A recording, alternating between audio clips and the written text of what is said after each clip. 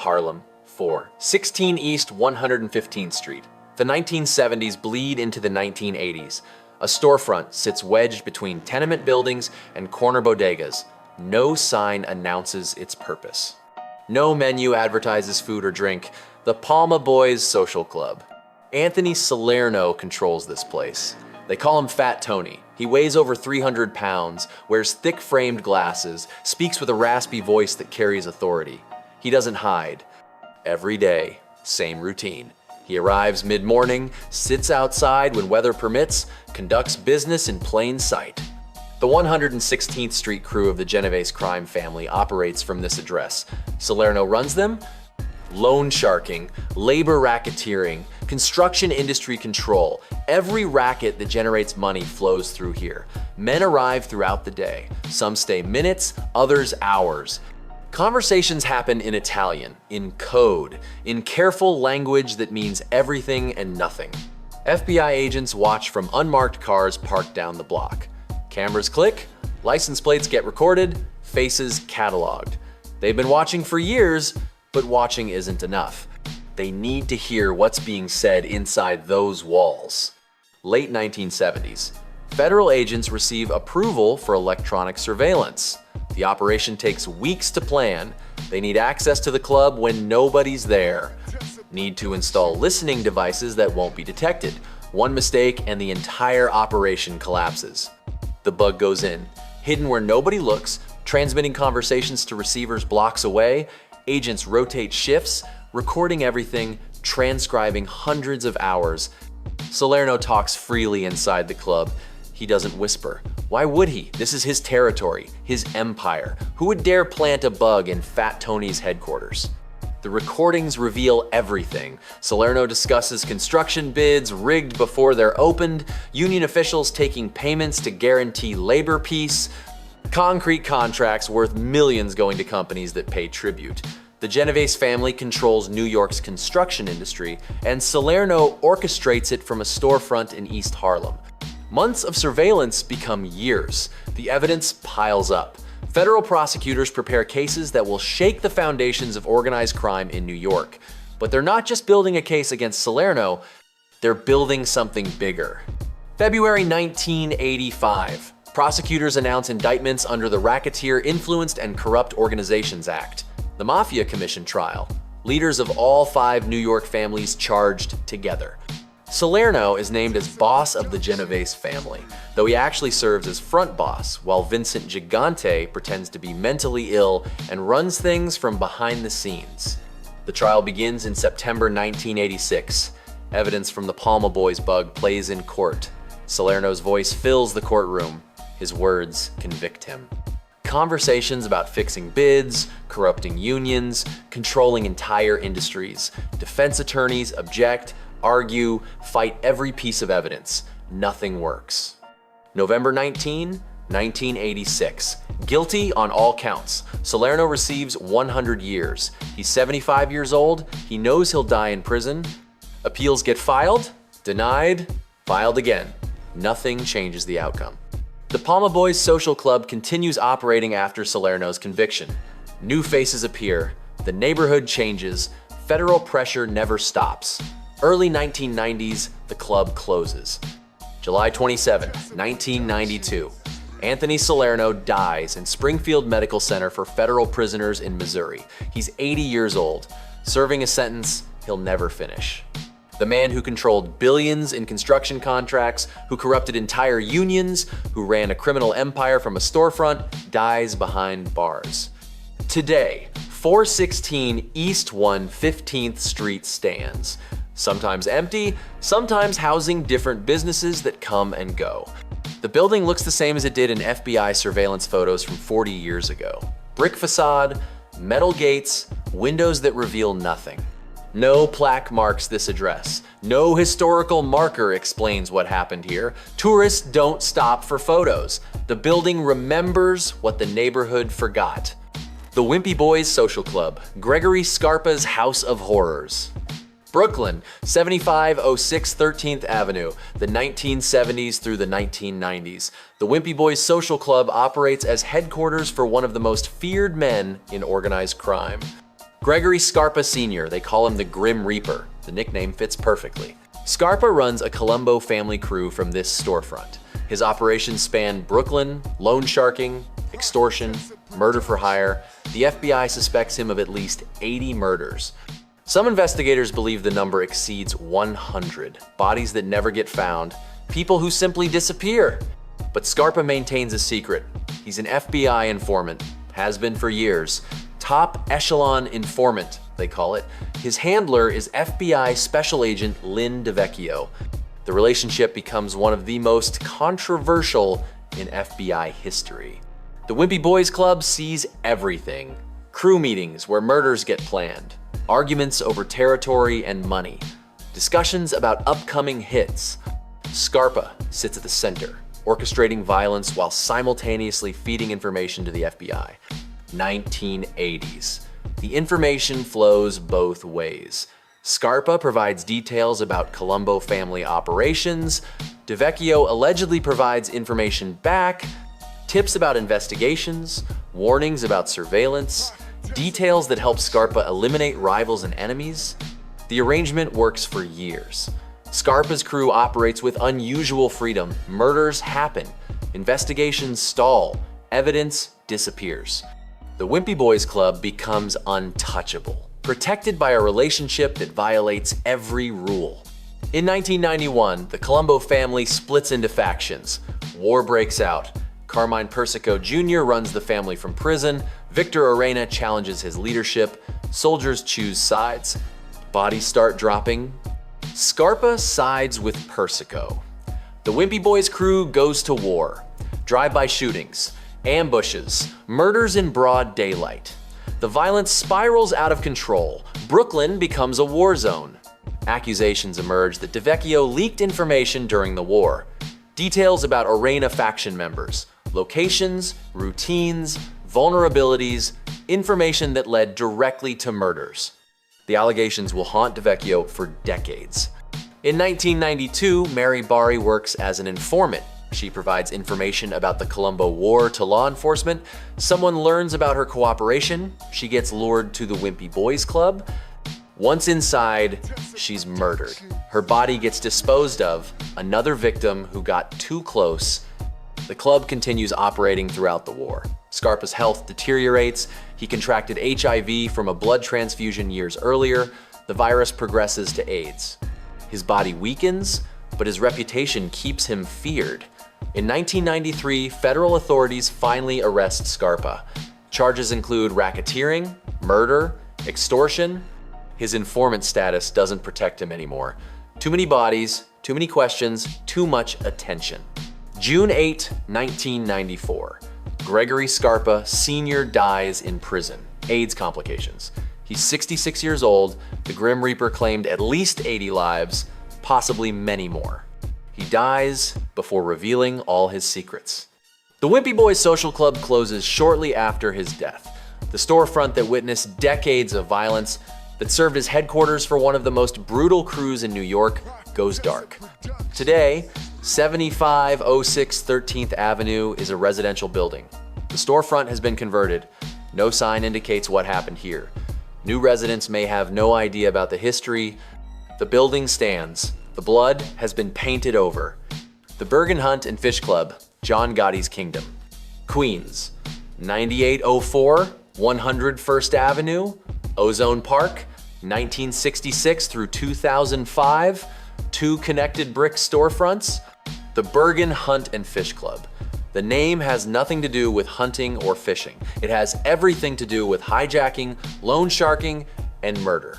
Carmine Fatico establishes the club after moving from East New York. He wants proximity to Kennedy Airport. Trucks loaded with cargo pass through the area constantly, easy targets for hijacking crews. Late 1960s, John Gotti joins the crew. He's young, ambitious, ruthless. He earns quickly. Hijackings, robberies, beatings, he proves himself capable. By the early 1980s, he effectively controls the club. Fatico remains nominally in charge, but everyone knows Gotti runs the operation. FBI surveillance on the Bergin never stops. Cameras mounted across the street capture everyone who enters. Vehicles parked on surrounding blocks contain agents documenting movements, license plates get recorded, faces photographed, meeting times cataloged. Gotti doesn't hide. He arrives regularly, sits outside on warm days, holds court on the sidewalk. Neighborhood residents walk past, some wave, others avoid eye contact. The club becomes synonymous with Gotti's rise through Gambino family ranks. The Bergin operates openly. No secret location, no hidden entrance, it sits on a main avenue. Cars pass constantly, buses stop nearby. The audacity becomes part of Gotti's image. He's not hiding, he doesn't fear law enforcement. Inside the club, business gets conducted, loan sharking operations discussed, hijacking schedules planned, disputes between crew members resolved, cash changes hands, nothing gets written down. Everything stays in memory.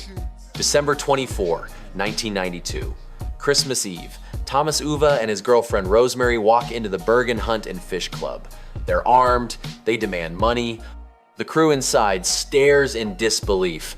Nobody robs mob clubs. Nobody is this stupid. Uva and his girlfriend take what they find and leave. It's not the first social club they've robbed. They've hit several across New York. The pattern is reckless, the outcome inevitable. Later that same day, December 24, 1992, Thomas and Rosemary Uva drive through Ozone Park. A vehicle pulls alongside their car, multiple gunshots shatter windows. Both die instantly. Their car rolls through an intersection, collides with another vehicle, comes to rest against a curb. Police arrive within minutes. They find 2 bodies, bullet casings, shattered glass. The murders are never officially solved.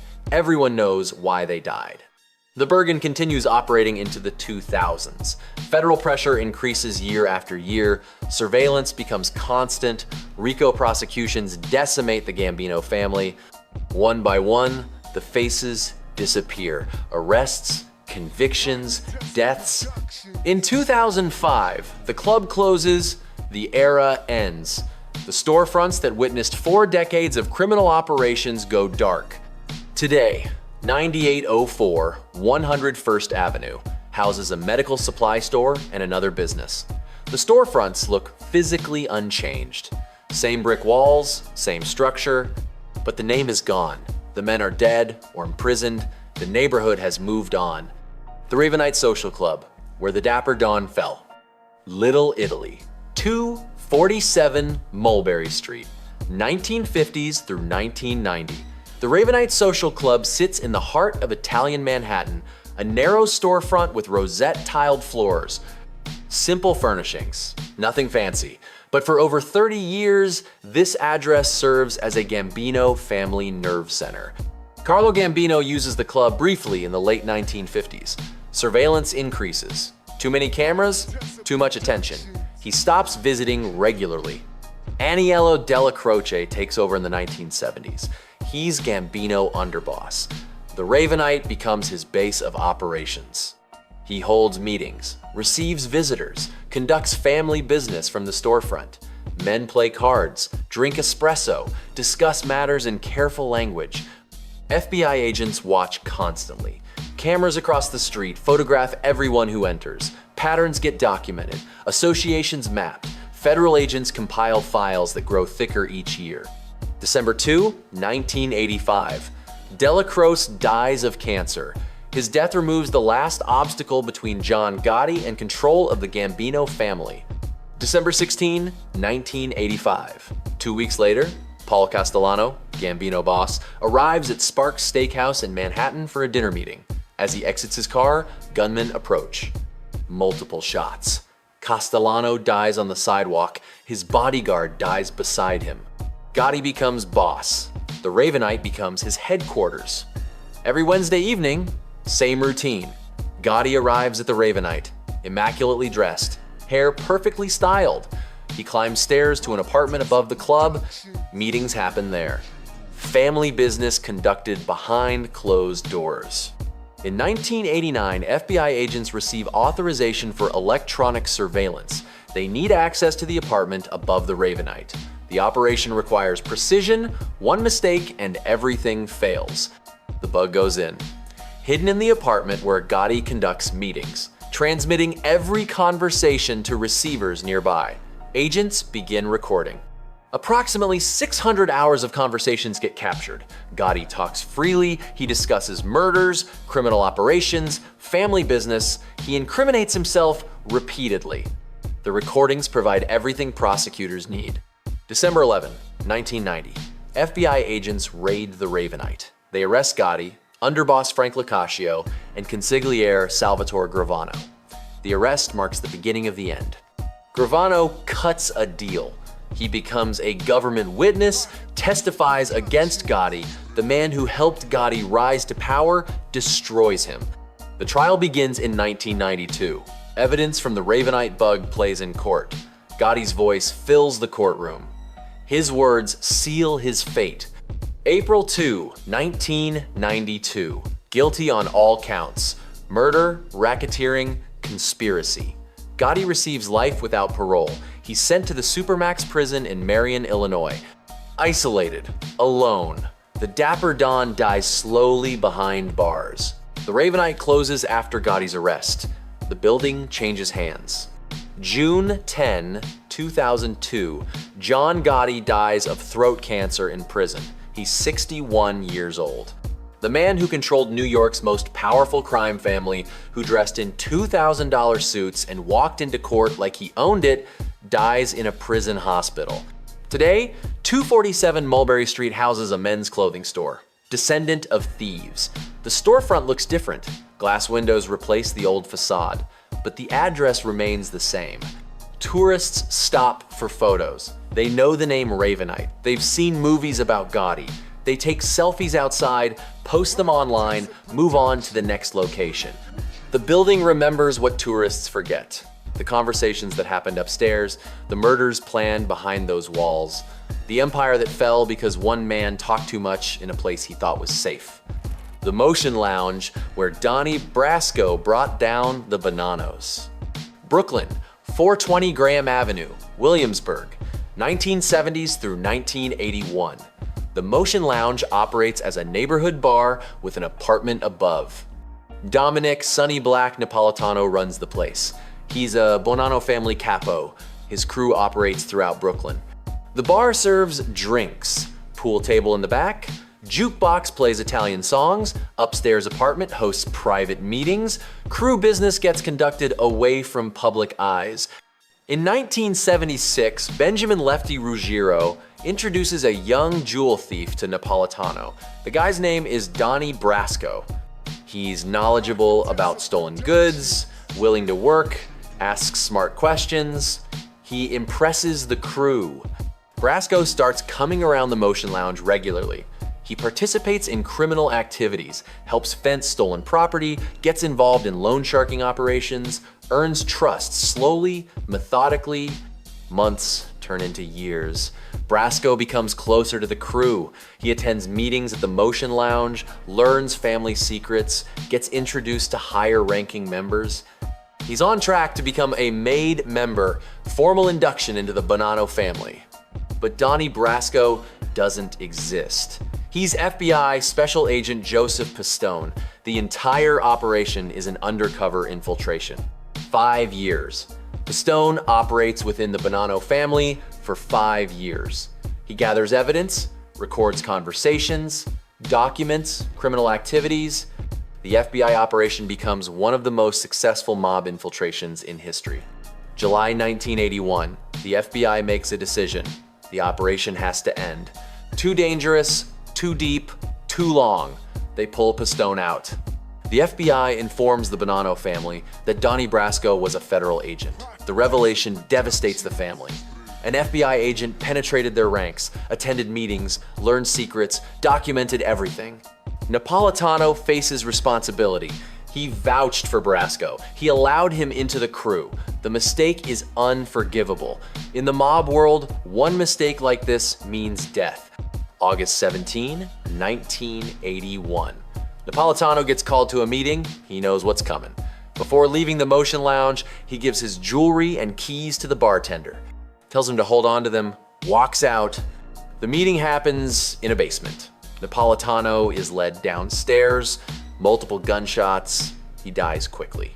Days later, his body is found in Staten Island. Both hands are cut off, a symbolic message. He shook hands with an FBI agent. He allowed betrayal into the family. The Motion Lounge closes after Napolitano's murder. The bar that served as a Bonanno crew headquarters, the place where an FBI agent infiltrated one of New York's 5 families, goes dark.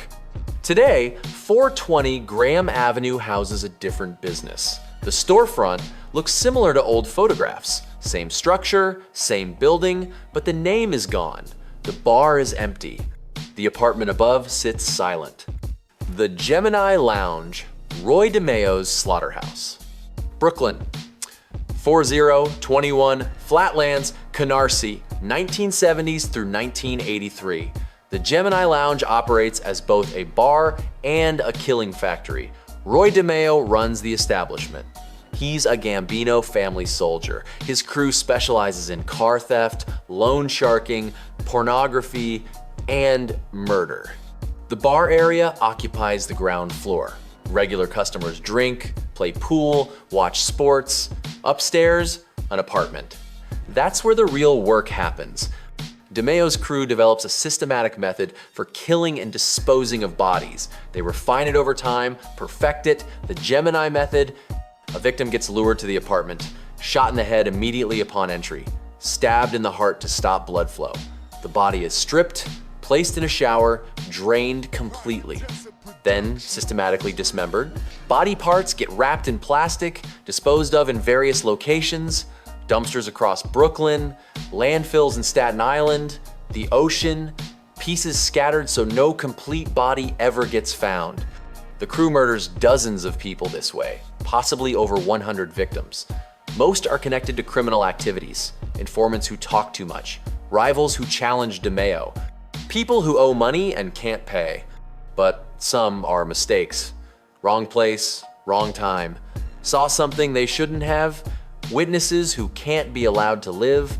Joseph Guglielmo handles many of the dismemberments. They call him Joe the Dracula. He works methodically, cleans thoroughly, ensures nothing remains. The apartment becomes a processing center for murder. The bar downstairs stays open. Music plays. Drinks get served. Customers have no idea what's happening one floor above them. Blood drains through pipes, bodies get cut into pieces. The smell gets masked with cleaning chemicals. FBI and NYPD investigators pursue DeMeo for years. They know he's responsible for multiple disappearances. Families report missing persons, all trails lead to DeMeo. But without bodies, without witnesses, evidence is impossible to compile. Early 1983, the Gambino family leadership grows concerned. DeMeo's crew draws too much attention. The murders are excessive. Federal investigators circle closer. Paul Castellano, Gambino boss, makes a decision. DeMeo has to go. January 10, 1983, Roy DeMeo is murdered. His body is found in the trunk of his car at a bar parking lot in Brooklyn. Multiple gunshot wounds. The Gemini method is used against its creator. The Gemini Lounge closes shortly after DeMeo's death.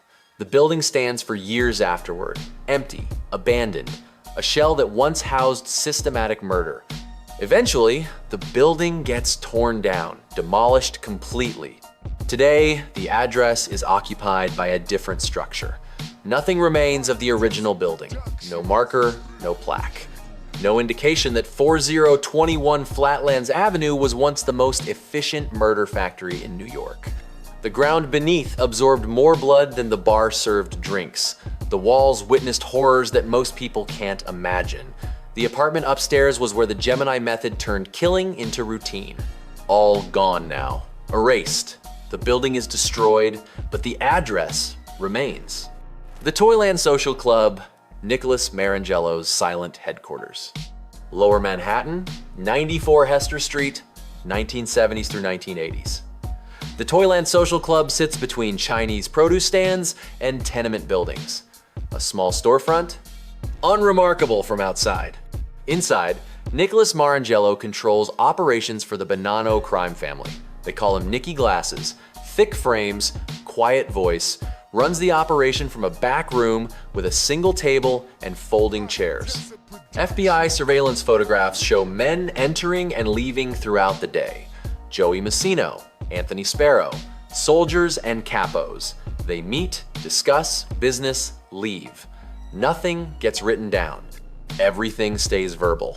The Toyland becomes a Bonanno nerve center during an era of internal wars and federal infiltration. The family bleeds from power struggles, bodies drop, indictments come down. The Toyland remains. Marangelo associates with the Sicilian faction of the Bonanno family. Old school, traditional. The club operates as his headquarters from the early 1970s until his semi-retirement in the late 1980s. He never allows casual visitors. No one hangs around without business. The sign outside says Toyland. Inside, there are no toys, just conversations that decide who lives and who disappears. February 1977, FBI agents photograph Marangelo outside the club with other family members. The surveillance continues for years. Cameras capture faces, license plates, meeting times. Federal agents build cases from the outside looking in. The Toyland witnesses decades of Bonanno family operations. Loan sharking territories divided, construction rackets discussed, disputes between crews resolved, all from a cramped storefront on Hester Street. Marangelo survives the Donnie Brasco infiltration, survives the Pizza Connection investigation, survives internal power struggles that destroy other capos. He keeps his head down, runs his operations quietly, stays out of the headlines. In 1999, Nicholas Marangelo dies. Natural causes. He's 83 years old, he outlived most of his generation, avoided major prosecutions, died free. The Toyland Social Club closes in the late 1980s. The storefront that served as Bonanno family headquarters for over a decade goes dark. Today, 94 Hester Street houses a Chinese restaurant. The storefront changed, the neighborhood shifted. Tourists walk past taking photos of street art, shopping for produce, eating soup dumplings. No plaque marks what happened here. The building remains, the men are gone, the conversations that once decided life and death are silent. The Veterans and Friends Social Club, Frank DeCicco's final day. Brooklyn, 1468 86th Street, Bensonhurst, 1970s through 1986. The Veterans and Friends Social Club operates as a Gambino family gathering spot. James Faya's crew uses the club. Frank DeCicco attends meetings here. The location sits in the heart of Bensonhurst, Italian-American neighborhood. Mob influence runs deep. The club blends in, just another storefront social club among dozens. DeCicco serves as underboss under John Gotti. He helped orchestrate Paul Castellano's murder on December 16, 1985. The hit happened outside Sparks Steakhouse. Castellano gunned down as he exited his car, but the Genovese and Lucchese families disapprove. The commission, the governing body of New York's 5 families, never sanctioned the hit. Gotti violated protocol, killed a boss without permission. The other families debate how to respond. A decision gets made, Gotti has to go. April 13, 1986. DeCicco attends a meeting at the Veterans and Friends Social Club. Routine business. The meeting ends around 4 p.m. DeCicco walks across 86th Street. A Buick Electra is parked outside a car dealership. The car belongs to another mobster. DeCicco approaches, opens the passenger door, sits down. A bomb detonates. The explosion tears through the vehicle. Metal shrapnel flies in every direction. The blast is heard blocks away. Windows shatter. Car alarms trigger. DeCicco suffers massive injuries. Both legs blown off. Severe trauma to his torso. He's pulled from the wreckage. Ambulance arrives. He dies before reaching the hospital. The bomb was intended for Gotti. Plans changed at the last minute. Gotti wasn't there. DeCicco paid the price. The Lucchese family planted the bomb, specifically members working for Vic Amuzzo and Anthony Casso. It marks one of the few times a bomb is used in a New York mob hit. The method is considered too risky, too much potential for civilian casualties, too much attention, but the message is clear. The other families won't tolerate Gotti's disrespect. The Veterans and Friends Social Club continues operating for several years after DeCicco's death, eventually closes in the 1990s. Today, 1468 86th Street houses a different business. The bombing location across the street shows no indication of what happened. No marker, no memorial, no scorched pavement. The building remains. The blast marks are long gone. Frank DeCicco died on this street corner. The neighborhood moved on. The Napoli Enate Cafe, where Tommy Ryan met his end. Manhattan, 165 Thompson Street. Greenwich Village, 1950s through 1970s. The Napoli Enate Cafe sits in a neighborhood of Italian restaurants and coffee shops. The cafe offers nothing special. Potato chips, pretzels, espresso, no elaborate menu, no atmosphere. But Tommy Ryan Eboli meets here. So does Gerardo Catena, Mike Miranda, high-ranking Genovese family members. They choose this grimy cafe over upscale restaurants for a reason.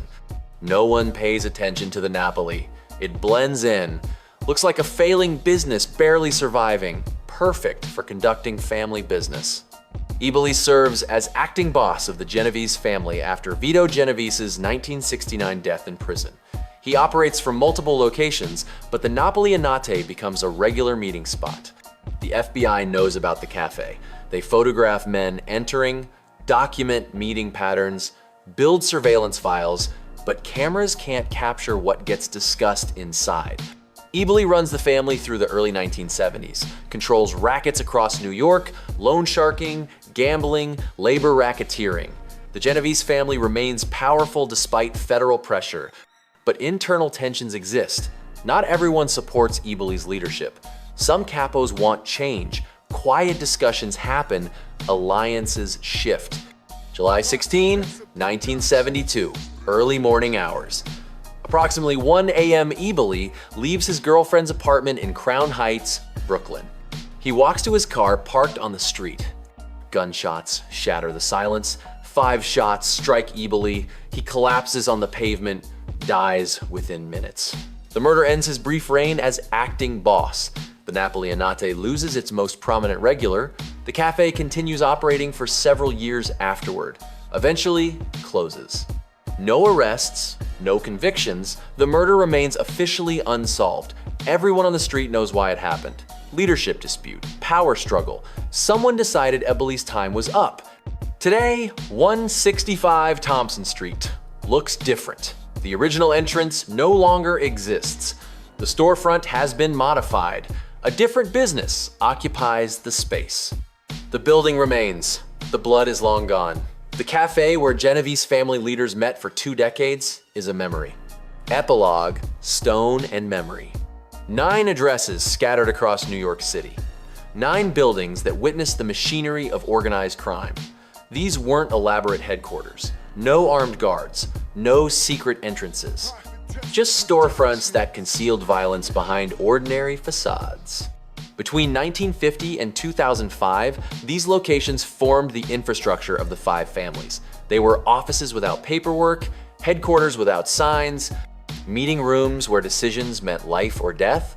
The FBI photographed them all, surveillance cameras captured thousands of images, listening devices recorded hundreds of hours. Federal agents compiled evidence that eventually dismantled the 5 families' power structure. John Gotti died in prison.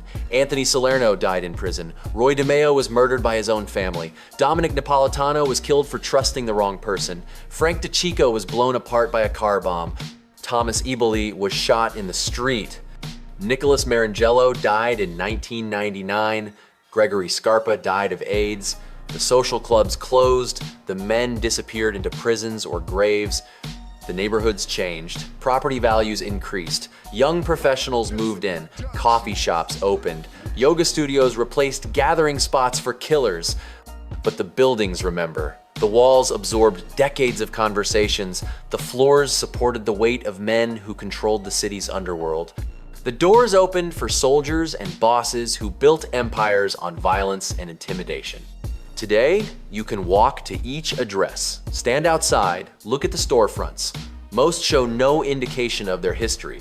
but the addresses are real, the buildings are standing. 94 Hester Street, 9804 100 First Avenue, 165 Thompson Street, 7506 13th Avenue, 416 East 115th Street, 247 Mulberry Street, 1468 86th Street, 420 Graham Avenue, 4021 Flatlands Avenue. 9 addresses, 9 stories, 1 city, a violent chapter that shaped New York for half a century. The social clubs are gone, the men who ran them are dead or dying behind bars, the neighborhoods have moved on. But the buildings remain, silent witnesses to history most people never knew existed.